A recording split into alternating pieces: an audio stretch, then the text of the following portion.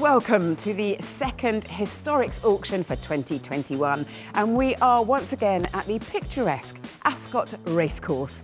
And we will begin with a little bit of housekeeping. Please make sure you subscribe to the Historics channel, and if you are watching on YouTube, then turn your notifications on so you never miss an update.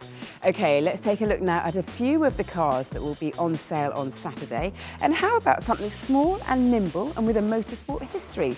This is an Alpine, and it is a brand that comes under the big French Renault umbrella. This is a 1974 Alpine Renault A110 1600S, and it has competed in the open road endurance race, the Targa Florio, and there are some wonderful photographs of it doing just that.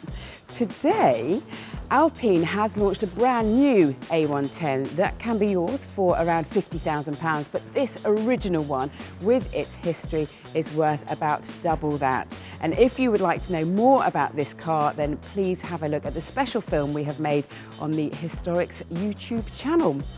Now, moving on to another manufacturer now, and one that, like Alpine, has joined the Formula One grid this year, Aston Martin. And this is a Zagato prototype. And to drool over it with me is YouTuber Tom Exton. Hello. Hello, nice to see you.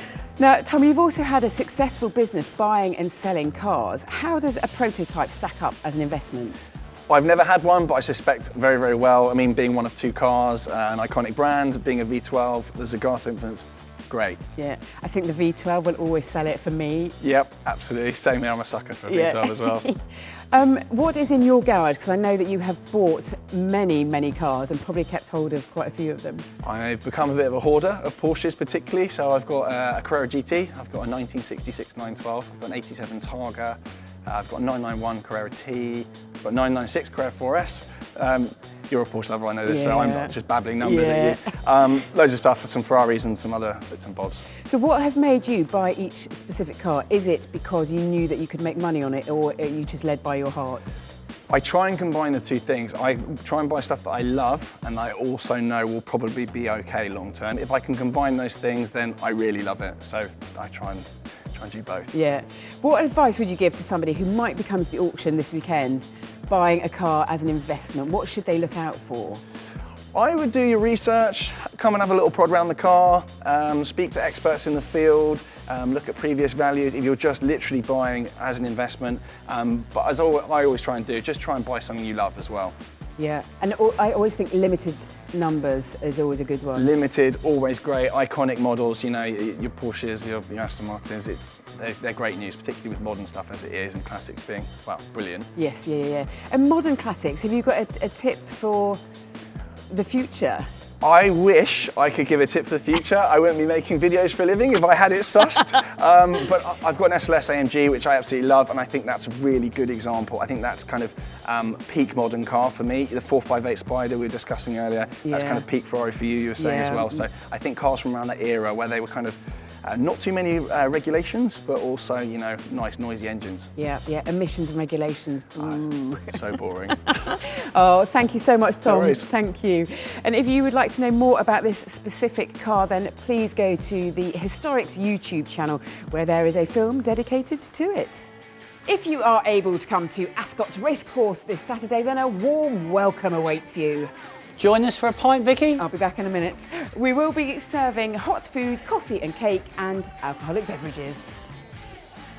If a Mercedes-Benz is your thing, then how about this imposing machine? It's a 1971 600 Pullman.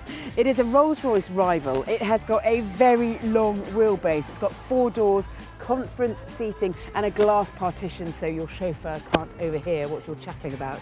It is in very good condition and the wood has been refurbed and there is a lot of wood. Its estimate is between £280,000 and £330,000.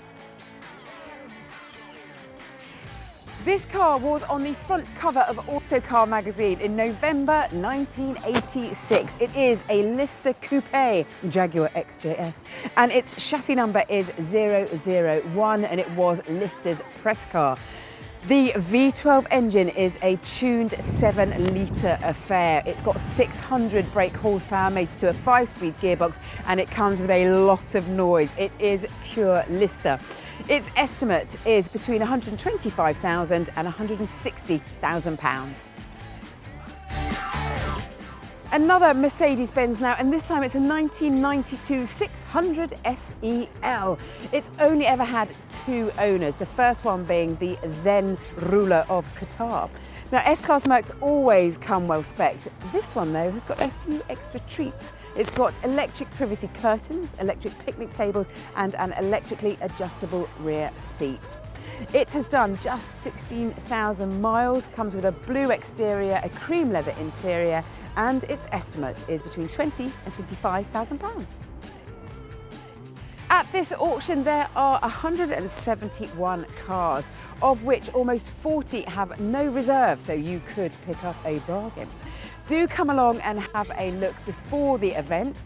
We are open Wednesday, Thursday and Friday from 9 AM to 5 PM.